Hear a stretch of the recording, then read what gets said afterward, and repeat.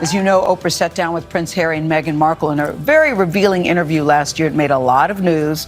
Well, I was in Toronto this past weekend doing a story with Oprah about Sidney Poitier. It's a documentary at the Toronto Film Fest. More on that a little bit later on. But of course, the conversation about the Queen came up, and I asked her about her thoughts about that.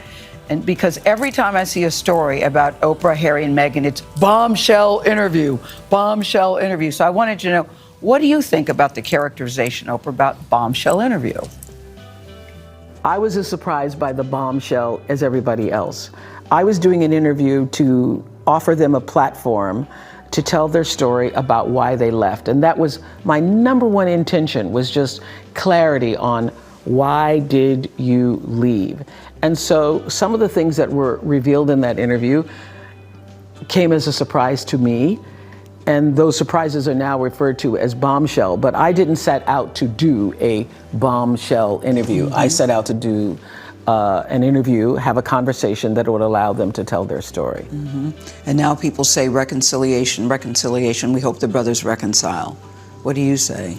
I do not get into people's family matters. And everybody who has experienced some challenges in their families with in-laws or brothers or sisters knows how difficult some of those situations can be.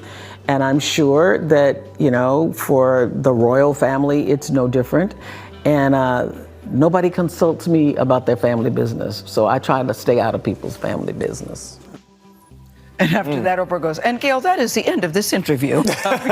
So we were there because we were, as I said, Oprah produced a documentary on Sidney Poitier. Yeah. So we had interviewed Oprah, who's a producer, Reggie Hudlin, the director, and three of the Poitier daughters. So that's the reason why we were there. She didn't say, I'd like to sit down and talk about Harry and Meghan and the royals, because that's the last thing she wanted to do. Right. But I did say to her, you've never met the Queen. What are your thoughts? She goes, actually, I did meet the Queen.